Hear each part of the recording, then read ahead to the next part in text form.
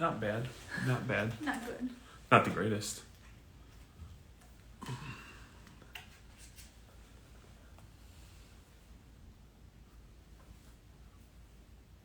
Much ado about. So hot. Bring this in a little. What up? What up?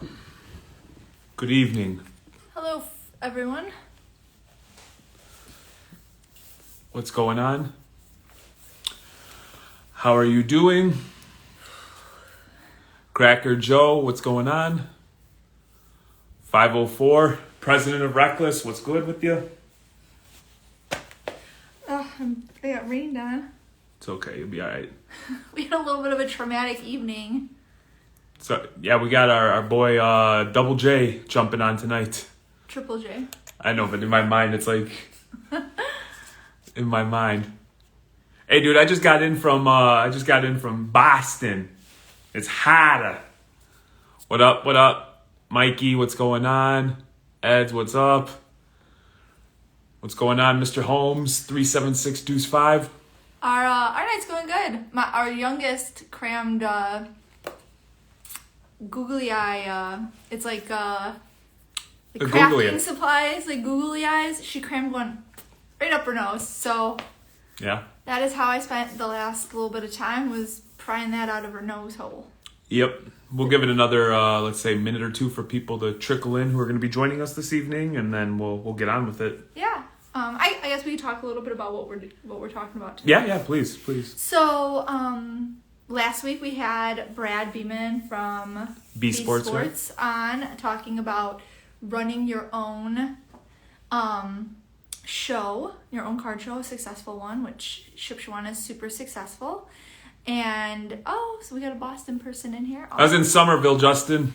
And so tonight we thought the next obvious logical step would be to talk about setting up as a vendor at a card show. Yeah, we get a lot of messages, and ourselves included, a lot of questions about how to do, what to do. And so we thought we'd bring somebody on, have a casual conversation, and, for those of you who are interested, you might learn a thing or two. Gucci Man, what's going on? Yeah, so we're just waiting for Triple J to request to join, and then we will get started. No Starbucks in Boston. There was like a Dunkin' Donuts like literally every 6 feet, like Chicago style, but no Starbucks. Right. Triple J, if you're on, if you want to send that, if you want to send that request, we'll get it cracking. Yep. The cool thing now is these are all being posted to YouTube, so if you missed the live, you can go back and catch it. For sure, because we have a lot of people asking if we'll go live in other places, and we might. We might eventually go ahead and go live on... What's up, Chris? On TikTok, because people have been asking us to do that. I'm probably going to continue to go live on Twitch. I typically just game in my underwear and just get a lot of tokens. And I don't know anything about Twitch. The kids love it. It sounded like I knew what I was talking about, right? Yeah, you did. You did sound like you knew what you were talking about. So do you have to buzz him in, or does he buzz you? Usually they request. I've actually never added someone. Why are you trying to go live with 504? I clicked on the wrong dude. Give me a second. It keeps trying to make me go. I wonder if he jumped off. Wave at him. Hey. Oh, there it is. There's a little red. Right there. Right there. There you go, big dog. Except there. Tonight we're going decaf, my friend. However, we went to Starbucks and they were closed. Mine's full caffeinated because I pulled a googly eye out of a baby's nose. So. Yeah. Triple J, what's going on, man? Can you hear us? I can't hear you. You tried rocking the AirPods and they're letting them down. I can hear you now. All right. Yeah, there you go. How are you? Good. How are you guys? We're really well. Awesome. Glad you could join us this evening. Absolutely. Thanks for having me. Not a problem. Yeah, so if you want to just give the fine folks who are on an introduction of, who you are and what you do, and, we'll just get into a nice conversation, hopefully educate some people. Yeah, absolutely. Well, I am Triple J of Triple J Collectibles. I've been in the business 22 years. I buy and sell sports cards. do shows, set up at shows. I do my own show in the Walled Lake area here. And that's me. I took a side hustle and turned it into a business. I took and quit living the American dream and started living my dream. And so that's where I'm at. That's awesome. And then just so you know, like in my mind, the way you say Triple J with that energy, in my mind, I hear Double J, Jeff Jarrett, JEFF, JARRET, Nice. So right on. So were you a collector that just saw an arbitrage opportunity and you made that move, or how did you go from? Because there's a lot of people, ourselves included, that would love nothing more than to play with sports cards on a daily basis. And so, how did that transition happen? It happened when I started getting serious. Like I got involved in some coaching with some guys, and they mentored me and started pushing me just in business and pushed me to take those next steps. I was always scared, nervous to pull the trigger, always afraid to make too much money. And what if I get over a certain cap and a certain level, then I got to start paying taxes, and it freaked me out. And, I just needed some help in that. And so I got some help in that. And about 5 years ago, I really started taking it seriously and stopped worrying about those caps and stuff and just started going full at it.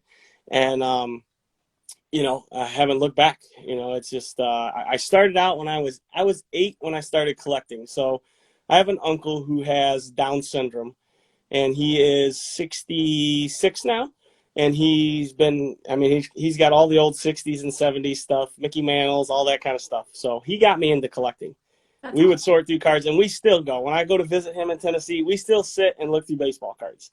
And he still got them all, and it's just it's cool to see. So that's what got me started in the collecting, and I collected over the years. And then right out of high school, I was buying and selling and doing it and getting allocations. And then I was like getting allocations, but then I was having to sell the cards cheaper than what I got them because it was the early 2000s, and it was awful. So I got out of it for a while, and just collected. And then, like I said, about 10 years ago, I started to see this slow trend of it, like things trickling back up, and realized that looking over the generations, that at that point, my 3-year-old son, I had a sense in my mind that by the time he hit 12 or 13, that was when the age I was really into it, that if he was going to be into it, that it was going to take off. And COVID obviously helped push that forward and accelerate it by a million times.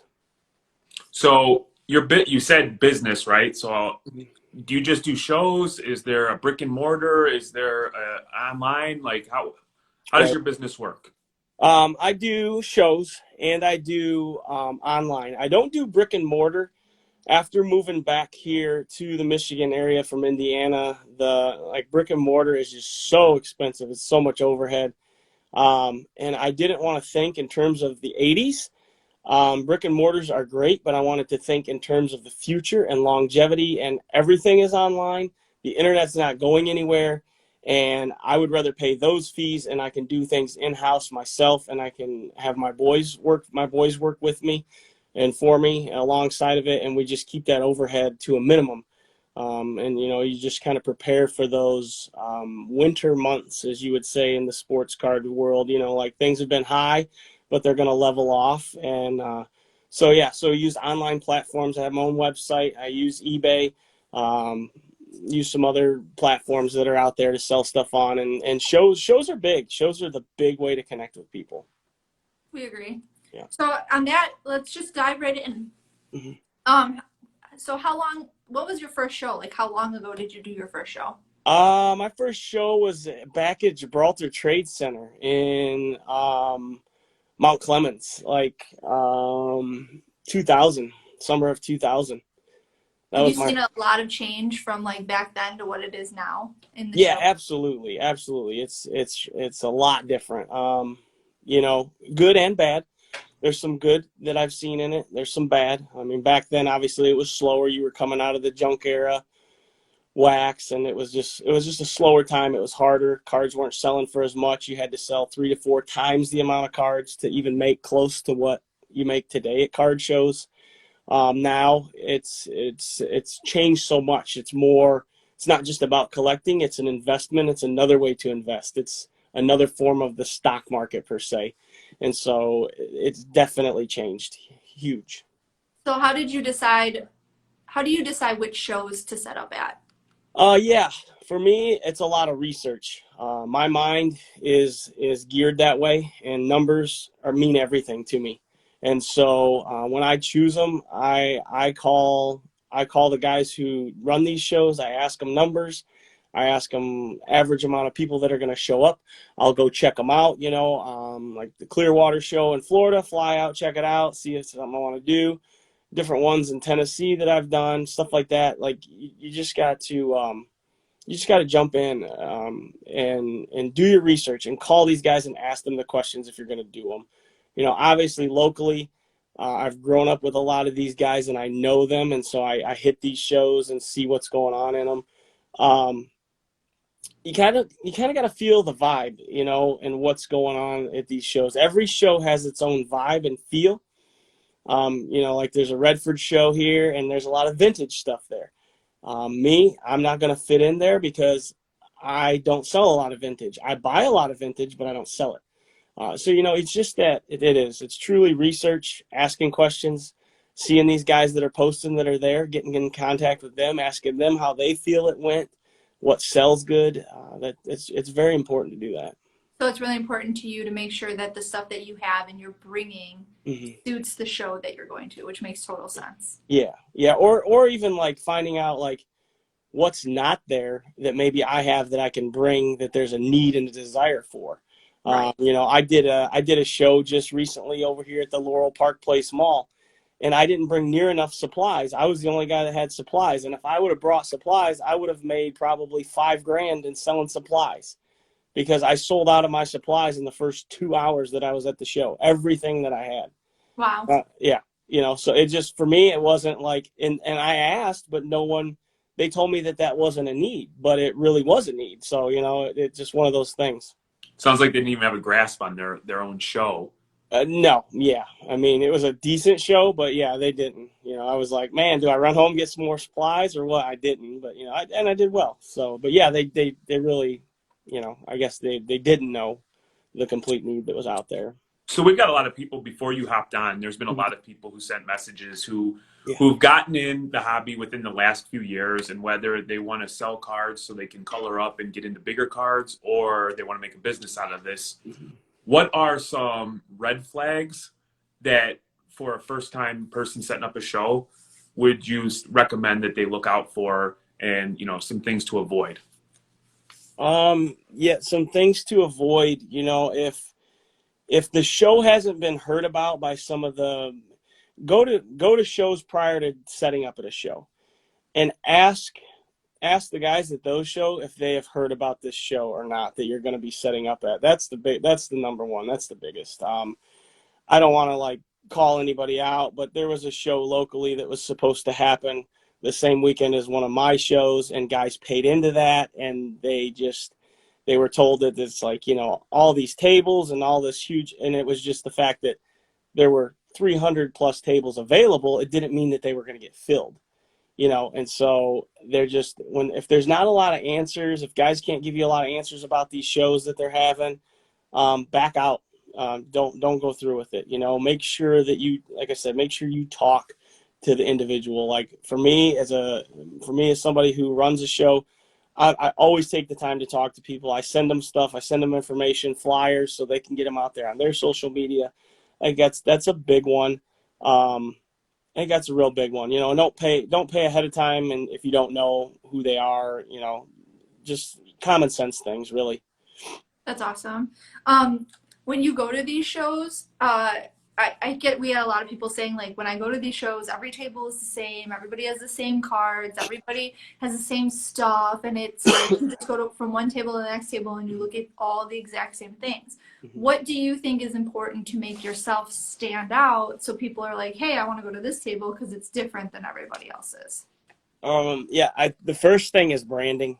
Brand your table so they know who you are, so that when they come back, they know you're there. Be very organized in how you set up your table. You don't necessarily have to have flashy lights and all of that, but look and be organized. have your prices on things wherever you're going to have them, whether it be the back. You know, I put mine on the back because it just looks cleaner in front of the cards do, or at least have an idea of what you're going to have stuff written down. You know your prices, make things look clean. You know, stalk the show you're going to do a couple months ahead of time. See what's there. Ask other guys like what they're looking for. Pick their brains so that you know when you come, you're ready, and you can maybe bring some other things. It truly is. I get it with guys. They're like, you know, hey, everything's the same. Everybody's got the same stuff. But that's cliche. I mean, if you really take the time to look, not everybody does. I mean, yes, you're going to have the typical kid that's walking around with a black case with the PSA 10 Zion in there, and you know, and but you know, you just have to pull some items and pull them to the front. You know, like one of the littlest things is they make like the 50 count card holders. I get those empty, and I'll put those in my display case, and I'll raise a PSA card and set it up on top of that. It raises it up above the other cards, so things stand out a little bit more. Put a little light puck underneath that one so it shines some light up on it. Little things that you can do to stand out, to highlight some of those cards that you're maybe looking to move and that people would be looking to go after. How about, in my opinion, I hate going to a show and dealing with somebody who acts like it's the last place in the world they want to be. Yeah. Like, yeah. I think dealers who are approachable, who you can have a conversation with, I'm more inclined to spend money with them. Hell, even overpay, because I understand they incurred a cost to set up. Yep. But somebody who's approachable, I deal with. Somebody could have the greatest card, but if they're a complete bag, I want nothing to do with them. Yeah, attitude is everything. I mean, you have to be in the right mindset, and yeah, if you don't want to be there, you're more of a burden than a blessing, and you need to go in and be a blessing to people, and you know, put a smile on and realize that, you know, those people are there. You need to win them over. Like you're selling to them, you know, and so you need to be a salesperson. Win them over. Talk to them. Encourage them. Don't be pushy. Don't be a jerk. Don't be arrogant. But just be real, you know, and talk through it with them. Have a conversation. I've closed deals with guys just by having conversations, you know. Yeah, that's it. You're right. Talking to people. One of the little tips I give, I normally like charge people for this. This is a free tip. Take a stool with you. Take a stool, because if you're sitting on a stool, you're more in the stand-up position. You look like you're on guard, ready to go, ready to talk. I don't always have a stool. A lot of times when people come around, I'll stand up, because if you stand up, this is something they teach you when you're speaking to people. If you stand up, you command the room. And also, if you stand up in front of somebody that's in front of your table, you show them that you're interested in them. You know, like, stop eating your sandwich, put it down. It's cool. It's going to be there when you get back to it. I stand. We just did the Ship Shawana show, and my daughter sat down for a minute, and I'm like, get up. Yeah. I'm like, get up. You're here to work. If you want to go sit, go in the car, go somewhere out of sight. We would make them sit in the back of our table, like in the back, and then we would like rotate. If somebody needed to sit, you sit in the back. Yeah. So with that being said, and I think this is probably a decent segue as far as like being polite, being a good salesperson. Let's talk a little bit about pricing your cards and display case versus like boxes and like value boxes, and what sells better, and how do you decide the levels at which you're going to place things in your display?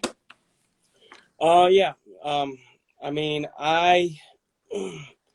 value boxes are great for some people. Nobody ever buys out of mine. I take them, and I mean, I have some gems. I just think it's not what I've been known for, and I'm trying to transition that way. So I'm doing it, but organization of the value boxes is big, you know. And then how do you price? I mean, you got to be realistic. Obviously, you're looking, to me, you know, you're using whatever you use. You know, I mean, I'll go off the last 5 comps off of eBay, and then try to bring my price down 15% below that. I do include the shipping, because that's just a part of it, but bring it down 15% below that if they're willing to pay cash.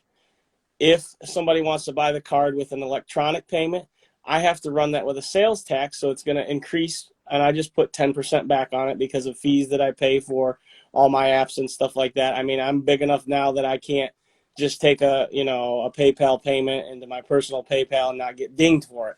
I got to pay taxes on all that. So, I just usually have a couple numbers on the back, and then when they ask what those numbers are, I say, well, one's the cash number, one's the electronic payment form number there. And like I said, I go to eBay, pull the last 5 comps, and then divide those by 5 and try to find an average in there. Also watch some of the trends that are out there. If it's somebody that's doing really well, like football's full on right now, and they're just teams are playing well, I'm going to stay high, even tight to the eBay price, because it's going to be something that's going to go up. And for me, it's not something it's a necessity to sell to pay an electric bill or something that's due in 2 days, stay steady on those prices. Organization is big. I think that displaying cards out in front of people, like knowing what they're looking for, as I'm getting ready for the next show that I'm doing. I mean, obviously for me within the baseball world, you're looking at the rookies of the year, you're looking at the Cy Young Award winner, and pulling that stuff out and getting it in front of people because they don't want to look and dig. There are guys that do it, but for me, I found that like organizing things by like teams or hot players, people can just go right to it. That's what they want to do. They want to get in and get out. So when you go to shows, do you like to bring more than like the 4 core sports? Talk a little bit about if you sell wax, what moves the best, what doesn't, and also does it depend on obviously the time of the year? People are looking for deals on baseball in the off season, and do you hold some of that back? Mm-hmm. Yeah, so I generally sell a lot of wax. I do. I sell a lot of hobby, but not so much at the shows. Like I've been doing this so long, like when my hobby comes in, it's already allocated to guys and they take it before it even hits the floor. So a lot of the retail, I've told them they can't have the retail type stuff, and then I sell that at the shows. So that's mainly what I'm known for at the shows. But like I said, I'm trying to make that transition, and I don't even stick. For me, hockey doesn't. I've never been able to do well with hockey. It just does not. It's not my thing. I don't do well with it. So basketball, baseball, football. I also sell Pokemon really well. I've been selling that since early 2000s when it was nothing, and so a lot of people know me for that. So I sell that and sell it really well. Yeah, I mean, I do. And within the hobby, like baseball, I'm about ready to pull all of baseball out in the next couple of weeks because things start dipping. And then I'll pull it back out in February during spring training, and the same thing with football and basketball. As soon as those seasons are over, about a month after things start to dip, I just put them away because I've just been bit too many times on that one. I walk around shows often and I see like we'll go to a show and football's in full swing and people have like baseball out, but they have the prices from like mid-season when everybody, or like preseason when everyone's super hyped about that card.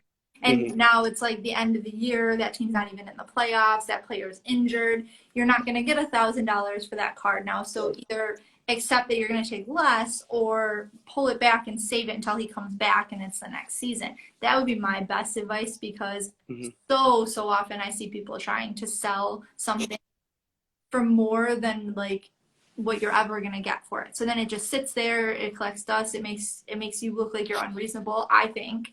Yep. You're trying to sell something like ridiculously higher than current comps because that's what it was worth when you bought it. Yeah. Yeah, and that just turns people off too, so I just pull the stuff. It's like Miggy's rookie card. I mean, I had a few in the case and like at one show over the summer, and I knew I was high, and people always say, well, it's your price, it's your card, so you can name your price. And I did, and it just was like, I didn't feel like haggling with people, so I just took them out of the case. And I had a couple guys come back the next day, and they were like, hey, what happened to those Miggies? And I'm like, I pulled them, and they're like, well, I'll give you, I'm like, I'm just not doing it, because he hadn't hit 500 yet, and I knew where it was going to go. But yeah, those guys that like cool off, if that's the price you're going to leave on it, like, don't be an arrogant jerk about it. Like there are guys that I can think of. As soon as you started saying that, there are guys in my head who I 100%. and I'm like, and they're just kind of like, oh, I don't care. I don't have to sell it for this. I got it at this price and blah, blah, blah. It'll go back up. Well, that's fine. Then take it out of your case until it goes back up. Right. If you have no wiggle room, fine. If you're going to leave it priced there, leave it priced there, but know where the current comps are. And then people know they're getting a deal. And if you're willing to take half for it, then take half for it. If you've got 200 into it, it's $1,000 card. It's at 500. Take 300, or hold on to it. Like, to me, it's like, yeah, you can't do that. You have to be, that's another big thing that's changed in the card world is like things change so fast, with these things, like ups, Right. downs all around. Like you almost can't price things on the front because it could change, you could be sitting at a show and somebody hits a bomb home run and their card just jumps $100 and you don't know it, and it's like, whoa, Yeah, it's so important that you so I think that what we've talked, so today's topic, because someone asked in the comments, today's topic that we're discussing is setting up a card show, being a vendor at a card show. Yeah. And I think quickly just to go over, we talked about, being personable, having proper prices, doing your research on the shows that you're going to set up at, making sure that your table's branded and that you're doing everything to make yourself stand out, making sure you're bringing the proper things that people want to see, or maybe something that's missing at a show that you've noticed on to. Real quick, the comments that are coming in, when you do your homework, right? And I think a lot of you can go out and there's valuable information like you're providing. But I think it falls upon the person to do their own due diligence. You identify a show.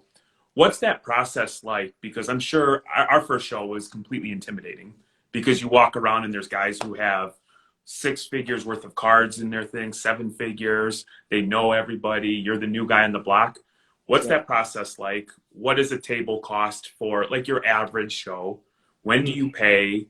What are some expectations you should have? And are you, as a long time, you said this is your 22nd year of doing this. Are you welcoming of the new people that are entering the space? He just threw a lot at you. So. Yeah, there's a lot. There's 20 questions in one. Okay. I'll try to break it down. Card shows are getting more expensive. I think the average local price is probably $30 to $35 per day per table. You get outside of that, you get outside of here and other bigger shows. Obviously, you can be up into the hundreds, thousand, depending on where you're set up at. I think that, for me, I'm always welcoming. I try to be welcoming of if I see newer people, because we've all been new once in our lifetime at something. And there's nothing that's more intimidating, you're right, than walking in anywhere alone by yourself. You don't want to do it. And so I would say, like to those guys who like, oh, I go to these shows and this guy's got like $600,000 worth of stuff. Don't be intimidated by him. You got to start somewhere. So even if you start and your table's like, I've seen guys like tables are like 3/4 full and then they leave the show and they leave with a fat wad of cash. They're new. Like, don't be afraid to be new. Actually, you're fresh meat. And guys like you at shows for at least the first 2 to 3 months when you're new, because you bring new stuff to the table. And, so you can't get intimidated. A lot of that's mindset stuff. And that's a total another, that's a total another night and a total another thing. But really it's your mindset, and you got to be in the right mindset and just know your value as a person, as a business, whatever it is, as a side hustle. And don't be intimidated, scan the room, know what's out there, know where you're willing to go with prices, and be okay with that. If you miss a sale because you don't want to sell a card, it's okay. No, you're not going to be able to compete with everybody. Okay, I got one PSA 10 and this guy's willing to offer him this price because he's got 3 of them. Well, sometimes you're going to miss out on a sale. That's okay, but have that conversation with that person. Build a relationship with them.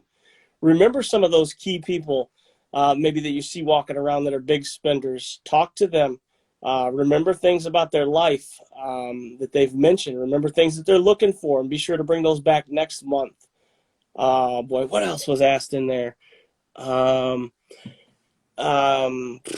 did great. Let's go a little slower, back up a little.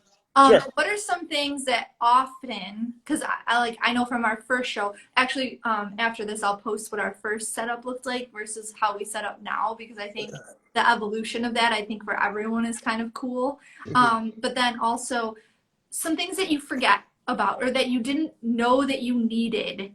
Like you talked about the stool. Like the first show we did, I brought like I had a, because I had never done anything like that before. I bought like I had a fanny pack, and that's where I kept the money when I was, and it was such a hassle. And so I bought a cash box for the next one for cash, because in my head I'm like, oh, we always do transactions with like PayPal and Venmo and like credit cards. So I didn't think the cash was going, and it was like 99% cash. So having a good cash box, having like one of those things that you can wet your finger and count money quickly with. That was stuff that I didn't think about needing. And we needed it. So what are some other things that maybe when you're setting up you don't think about? Yeah, one easy thing is I make a sheet that tells how I accept payment, the different forms, so that people see it right away. That's important. Make sure silly things, but make sure you have water. Make sure you have, because you're gonna get dry. I like to chew gum. Keeps my mouth moist. I'm talking a lot. I chew gum. I carry chapstick. I know these are like silly little things, but these are like little, it's so important. So carry chapstick. My lips get dry. I actually also take a personal fan with me, because I get hot a lot of times at these shows. And if you're hot and burdened and you're not feeling it, you're not going to want to be there. So I do bring a fan with me. I always bring the money marker, I call it, to check the $100 bills and 50s, 20s. I mean, you just do it. Somebody hands you $2,000 in 20s, you're going to want to check them. Right. Bring that marker. Speaking of that, like have a Sharpie, have a pen with you, have extra stickers, whatever you price with, have some of that stuff with you. In your bag. Make sure you got your card readers. I have a backpack, and it's like my man purse, for the card shows. It has all my stuff for the shows, and it's got all my card readers and stuff in there. Having that cash is huge. Make sure you take the time to bring cash. I mean, when my local bank sees me come in on Friday, they're usually ready with what I want for me. Or if I come in on Thursday, they're ready for me. Lots of 1s, 5s, 10s. You need a lot. For everybody, it's different. When I started out with $200. I would get 50 in 1s, 50 in 5s, and 100 in 10s. And now it's more than that, just so that I have it and I can make that exchange. And actually, a lot of people know that I have change, and they'll come to me and try to get change. I don't always like to do that, but having the change is important. Being at a show, I know it's one of these questions on here, like having 2 is always better than 1 people. You're going to have to go to the bathroom. You need to be present at your table. So having somebody there to represent your table while you're away, it just looks better. To have those people there. In the group that we're in for the Bees Sports, for the Ship Shawana show, people were talking about how they were paying kids at the show just to sit behind their table so that they could run to the bathroom. And that we've always gone in pairs, or we went one time with one of our friends. The kids come with us, and luckily our kids are old enough, that they can at very least be like, my dad will be back in a minute, so. Right.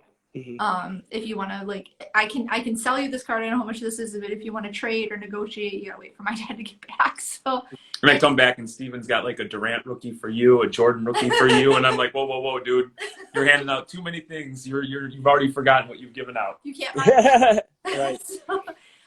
He's like, would you like to see the cash box too? So when you're at the shows, do you buy or do you just sell? I do buy, but I've gotten more picky on it. I do try to get around and check out certain guys. I mean, I kind of know the guys I'm going to hit up, and then when new guys are in, that's always a way to welcome them in, but also check out what they have. And I just kind of hit them with a list. Hey, do you have this, or this? Kind of know what you're looking for. Sometimes I just go in and I'm closed-minded to buying, and I miss some opportunities, but I'm just like, I have a number that I want to hit in my mind for the month, and I just know that if I go and buy He says, you got to buy, you got to sell, got to trade. Yeah. But I don't always buy because it just might not be right. You know, I mean, there are times where um, I do get tired of it. I don't show it, but I get tired of looking at the same cards that people have. And I'm like, I just don't want that stuff.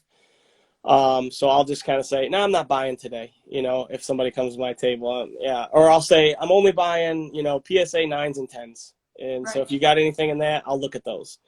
So I narrow the focus, or I'll say, hey, I'm buying PSA 9s and 10s baseball. And that'll, move guys right along and keep them going.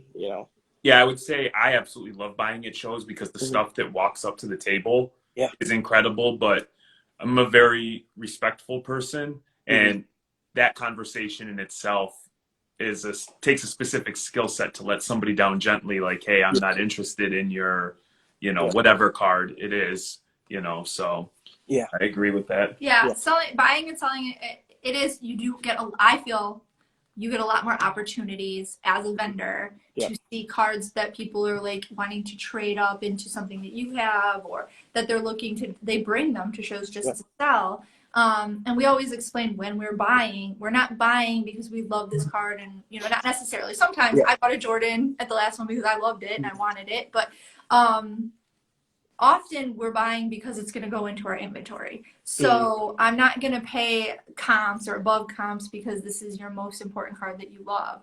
I'm going to pay as, the ability to turn around and sell it. And I have to, make a little money on it as well if I'm going to buy it from you. Yeah. And that's easy because you have a very honest conversation where you're transparent in what you're doing and people understand, and they're either motivated to, I'll take 50 cents on the dollar, or 60 cents or 70 cents, depending on how easy the card's going to move, or I can't get there. Hey, great. We'll talk next time. Yeah, absolutely. I see a question here, guys, from Spring Sports Cards. Do you let people deal at your table? Yeah, no.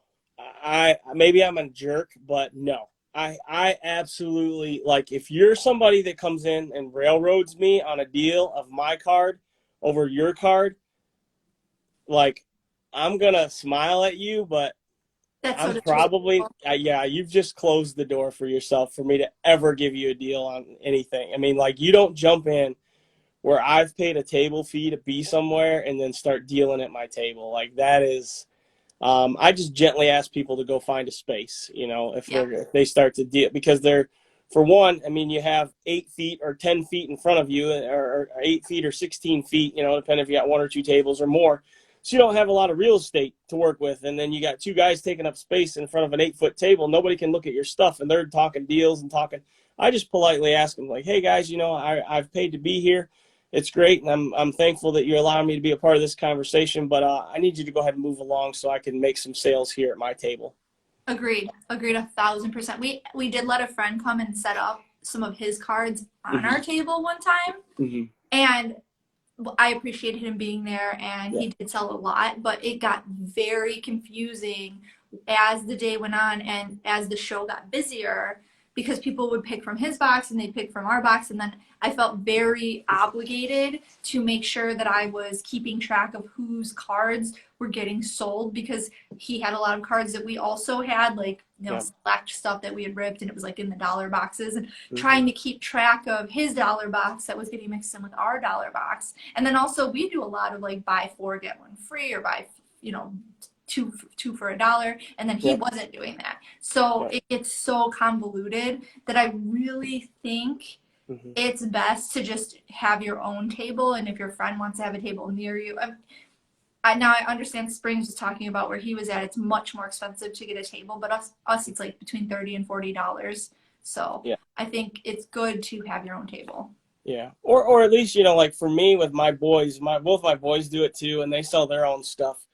So, and they're like bins, they're dollar boxes or whatever, they're dollar and up boxes. We use color-coded stickers, so I have like neon green and neon pink are mine. And then one of the boys has blue and one of the boys has red.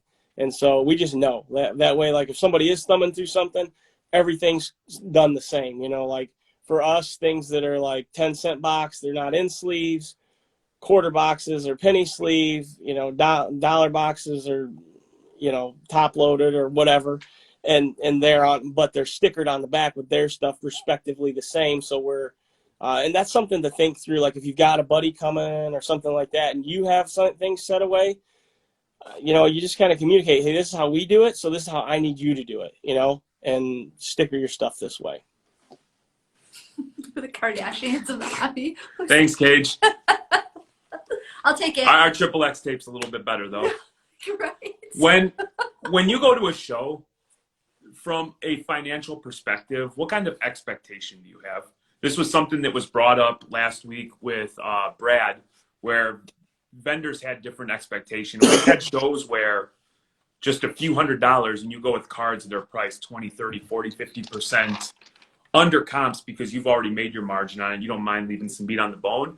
And then we've done shows where we walk away 10, 11, 12 grand with a whole new inventory.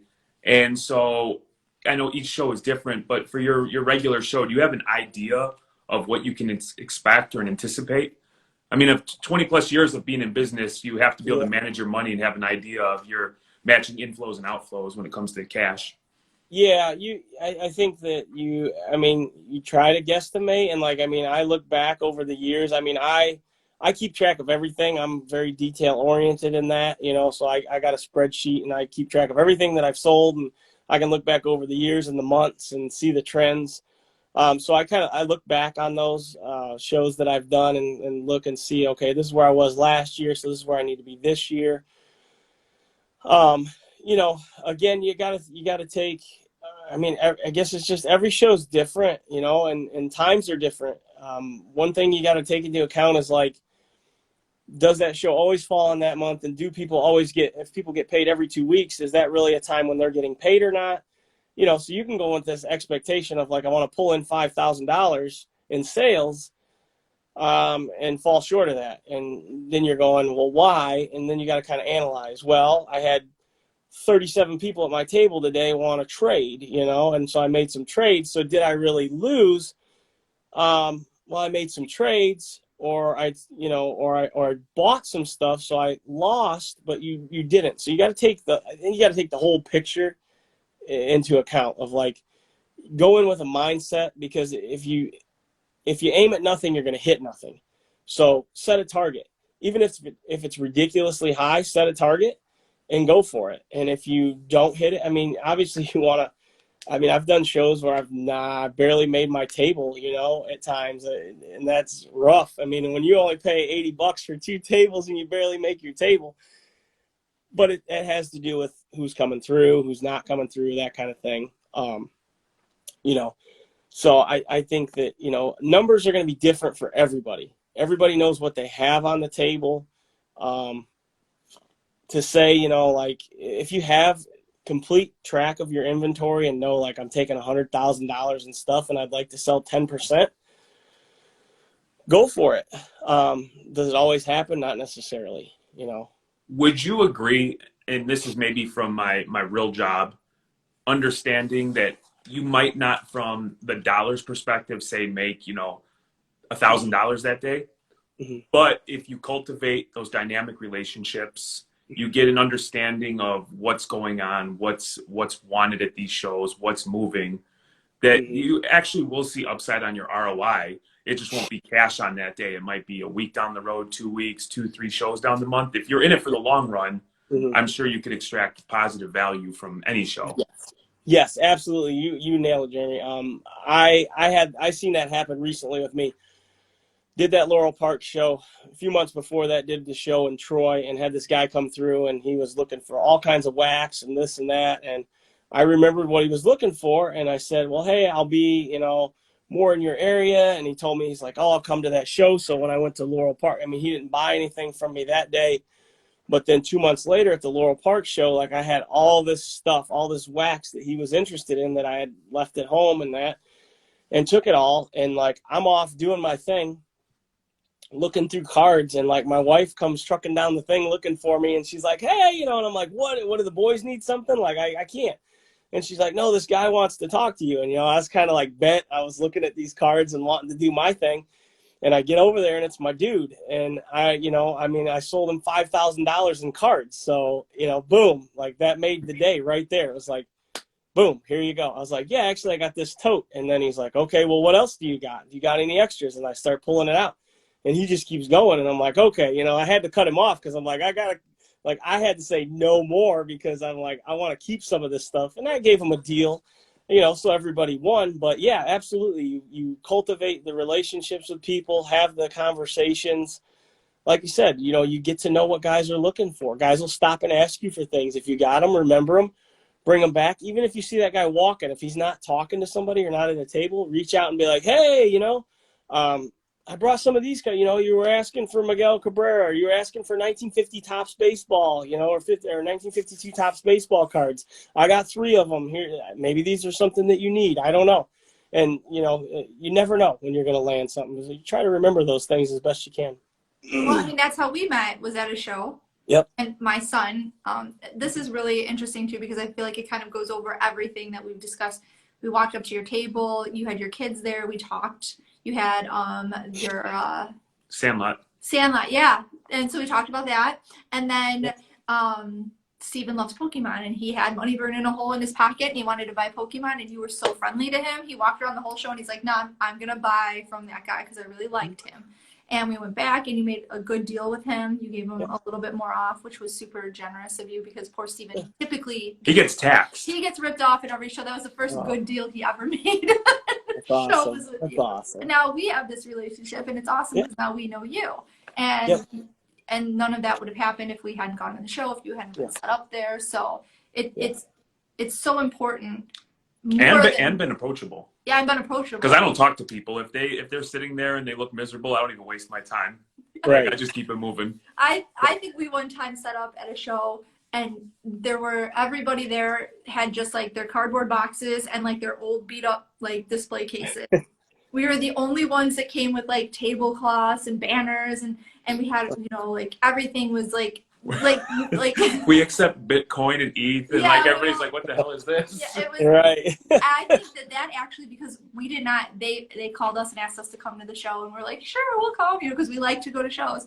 And we did not do our due diligence, and we set up, and I think that actually cost us because I think we intimidated people, because our stuff looked, I'm sure they thought we were going to charge everything way over the top, because our setup looked like, for like the shows we go to now, they look fine. But before that, I think that it looked over the top for that show. And I think that we did not fit in with the general demographic of that show. We've done better if we would have dressed it down. Yeah. We didn't understand the audience, and therefore shame on us. Right. Yeah, that's a big part of it, and that's a big part of that research, you know, and going. You know, I do other things than card shows too. You know, I mean, I also sell Funko Pops and action figures, and so I'm doing a Comic-Con up in Port Huron this weekend. My setup's different, and the look is different. I mean, there's a little bit more advertisement and signage and that kind of thing. You know, you just got to know. You guys are right. You got to know your crowd. You got to know what you're going into.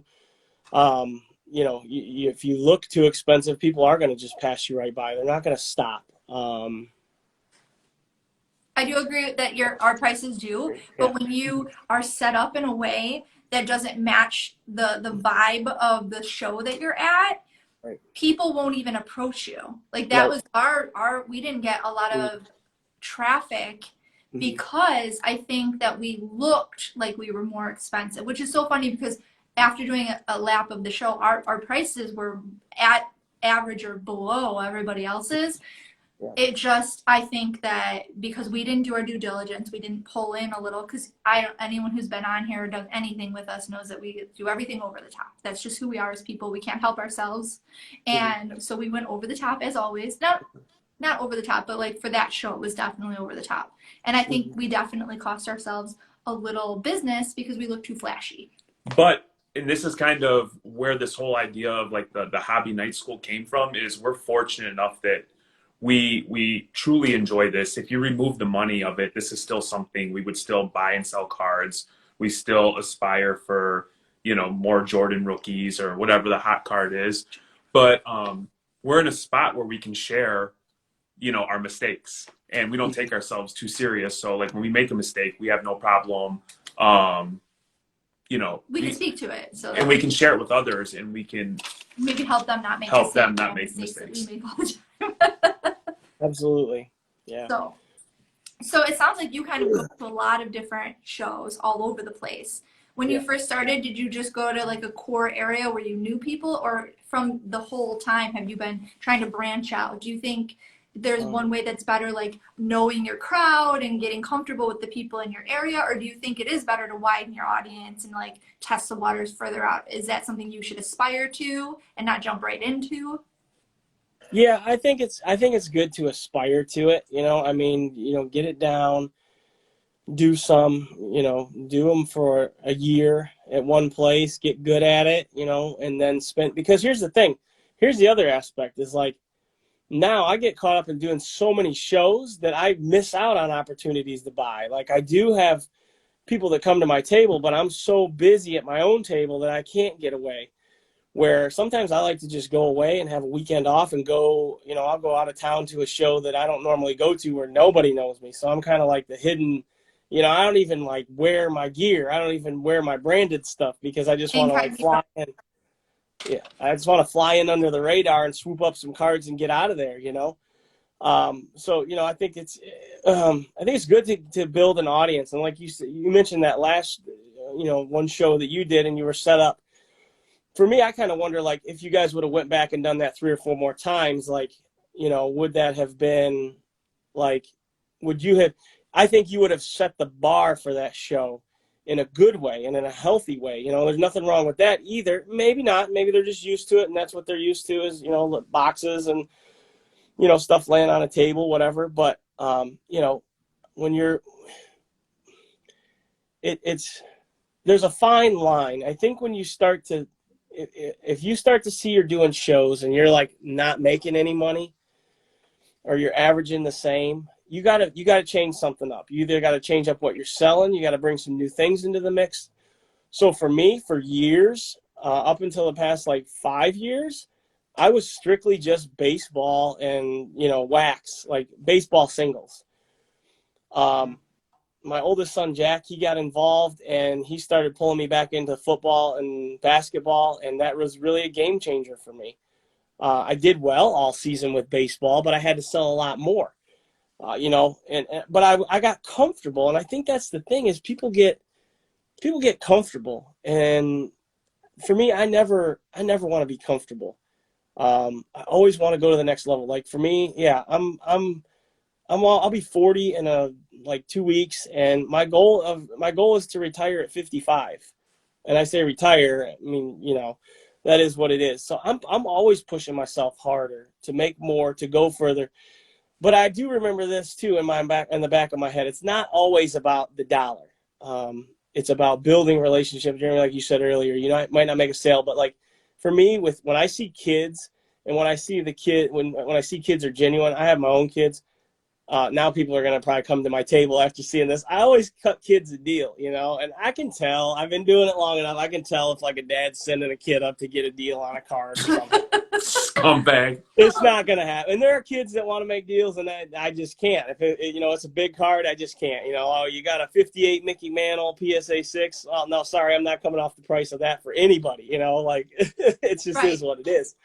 But when you start to plateau, I think you need to look at your options. You need to look at what are you doing? Is there something you need to change? Maybe you do need to mix it up and go to other shows and get involved. Fresh meat is always good, but remember, like the first couple of months, don't expect to do crazy great. People got to get to know you. They got to trust you. We're living in a different world than we were in 2000. We're 21 years outside of that. Trust is a big thing. People, even though they see things with the naked eye, still they're looking at cards. They're not always still trusting. You got to build that relationship with them, and they got to trust you. So it takes time. So stay at a place for a while, build that relationship. Don't be somebody that bounces from one thing to the next. Like it's just, I don't know. Pick your horse and ride it. And that's what happened for me when I picked my horse and rode it. Things changed for me, and I started making the money, and I started seeing the return on my investment. I would say kids are the biggest thing that bite into our margins because I feel obligated for any kid that comes up that's not being pushed by a parent or somebody else that's trying to make a deal, I will go out of my way and I will lose the deal if I can Right. help them out. Yeah. Future Break says that if a kid comes up looking for a mantle, Dad's sending him over there to do it. Yeah, exactly. I see. Or a savvy young kid. Yeah. I Lots see of money. Gucci. Yeah, my son Jack is always running around trying to make deals. He's always running around, coming back and like, Dad, he got his first Kobe Bryant rookie the other day, PSA 8. So he was cool. He was excited about that. And then he got a raw one this past weekend at our show. He got a really good deal on it. He made some trades for it. Yeah. But yeah, you're right. A 50s Mickey Mantle most of the time. Now there is one little dude that I've been building a relationship with. He comes to my shows consistently, and he does buy vintage stuff. Like his dad's teaching him now to buy them, and he's about 12 years old. And he was looking at my mantles the other day that I had. I had a couple, 3 of them out there, and I heard the S mantles. Yeah. Subtle flex. Yeah, no. They're just cheap little ones. They're no good. No Hey, flexes. Sasquatch Card Shop has a good question. What's the best way to acquire inventory? And one thing that we've had great success is people that you can tell that the show is maybe a one-off or it's not something they're long for. We found tremendous opportunity to buy people out at the end of the show where they're just trying to recoup any money. And they'll gladly, or they don't want to put in the legwork of going through the boxes. And so before I turn it over to you, I'll just say that's something we've had great success, but that also comes with doing the work, walking the show, talking with people, and letting them know what you're looking for and vice versa, what they're looking for. Yep.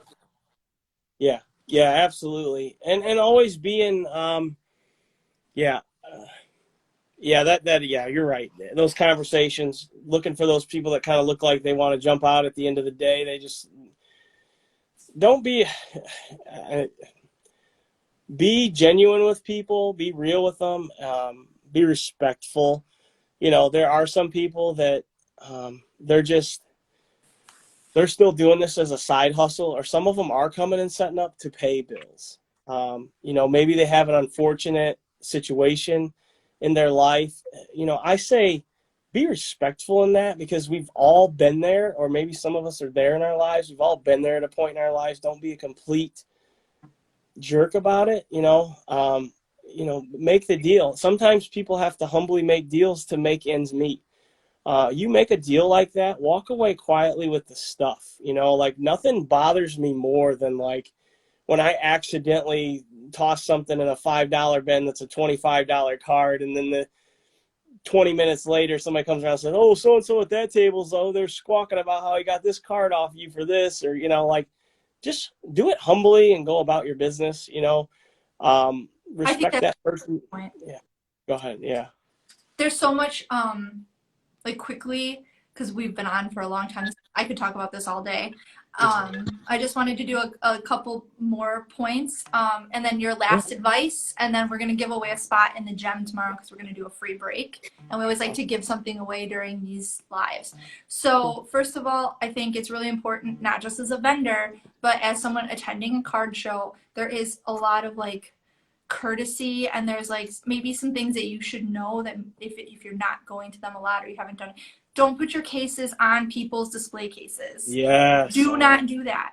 Don't, number one thing, don't do that. Don't stand in front of somebody's table and have a conversation with another person if you have no intention of buying from those people, and you're just blocking up their area. They paid for that spot. That's their space. And, don't haggle with somebody who you have no intention of actually coming anywhere close to their price, especially if it's a fair price. Right. And just in general, try to be mindful of other people. And exactly, if you get a really good deal somewhere, and either it was unintentional by the person, or maybe they didn't know what they were doing, or maybe they really just needed to sell that card, gloating about it all over the show is a really good way to make yourself look like just a terrible person. So I agree with all of your points. And if there's any other maybe little tidbits of card show etiquette you wanted to throw in there, feel free. I would even say this: if you're at a vendor table, like I did this over the summer, one of the guys that I've been buying from him since I was a kid. He had some cards that I was after, and they had spiked. And I asked him what the price was, and he told me the price, and I said, okay. And I called him out by name, and I said, hey, listen, I want you to know where these are right now as far as comps. And he said, oh, really? And I said, yeah, absolutely, this is where they are. And I said, so rethink this, and if you need a minute, I'll come back, and, you can decide from there. And he said, oh, no, no, no. He said, okay, so that's where he said, you know what? You've been buying from me for a long time. You're a good, honest guy. I'm going to honor the price that I have on them because you were willing enough to say to me, hey, these are worth more than what I even have them valued at. Are you sure you want to sell this card for that kind of price? So my integrity is worth more than any amount of money. And that is something for me to say to people, let your integrity reign through and through. It's who you are when nobody's looking. Be honest, even with kids. Like, somebody was dishonest with my kid at one of the shows I did in New Baltimore. Like, he handed them back change, and he gave them back more money that he just miscounted. And the guy took off with the money, and like, I chased the guy down, and he like, oh, maybe he did, maybe he didn't. And I'm like, I know what my kid started with, and I know what he gave you and what he sold this for. He was a real jerk about it. And so, like, we see that guy, and it's like, we don't even sell to him anymore, So just, being respectful, be people of integrity, just strive to do that. I think that's incredible. Where can people follow you? What's your website? Plug yourself, man. That's incredible value you brought for anybody who watched this, and I know we picked up a bunch. Yeah, awesome. I appreciate you guys. Yeah, thanks for having me on. It's been nice to meet you guys and get to know you, and I'm excited for the future and excited for what you guys are doing. You guys bring some energy. I love it. For me, yeah, if you guys see me out, Triple J Collectibles, jump in, talk to me. I have a Triple J's Inside Edge group community that I started. If there's those of you out there who you're starting out, you want advice, you want somebody to coach you, feel free to reach out to me. I set up a 45-minute consultation. I can talk to you about your needs. We can coach you. That's one of the biggest ways to take your business, your sports card business, to the next level. I stop side hustling and do it all the time. I tell people that all the time. And the way that I did it was to have somebody coach me, have somebody hold me accountable. You can read books, you can watch YouTube, you can watch Instagram, but sometimes you have to have that push. Sometimes you have to invest in yourself as a business. And you can never, one of my greatest mentors, great guy, he's just a great guy, and you would never know that he has what he has. Because he doesn't live that way. But he told me, Jason, you can never invest too much in yourself. So take the time to invest in yourself, set up at the shows. Like I said, you see me, you want to ask questions, feel free to ask them. I love to answer questions. If I can't answer a question, if it's truly a question that people pay me to answer, I'm going to be honest with you and tell you, I can't answer that question. I bet you can point them in the right direction, though, to get the answer. Absolutely. Yeah. Everyone who's on here, because I see a lot of people like, where can I find you on Facebook? What I'm going to do is when I post this video and when I post it on YouTube and when I post it on Facebook, I'm going to have Jason send me all of his information, and I will have it all linked there so you guys can have access to all of that. And his Instagram page will be linked in the show notes and everything, so you can find him there, because he is clearly a wealth of information, and you should definitely be following him if you're not. Go ahead. Yeah, I'll make sure I send you. I have one of those little QRs for my link tree, and that's got like all my stuff in there, all the places that people can find me. I'll send that over to you guys, and you can even throw that up if you want, and then people can just scan it with their phone. I'll get all that stuff to you guys for sure. And then, so what we usually do is at the end of these, we have you write a number 1 through 20. Jeremy went crazy and did 50 last time. We're not going to do that. So 1 through 20, write it down. And then as soon as you write it down, you say, okay, I wrote it down. And then we let the people start saying a number, and whoever gets it's going to get a spot in the free break tomorrow night. All right. So just let us know once you have it written down. I got it. All right. So everybody start number 1 through 20. Whoever says the proper number gets a spot in the free break tomorrow night. It usually takes a minute for them to get started. So what's up, Manny? I will also say, I'll give away, since Randy Arozarena was one of the Rookie of the Year. I don't see the number popping up yet. Oh, right there. Glory card 17, number 17. All right. So Glory cards, you win a. There it is, 17.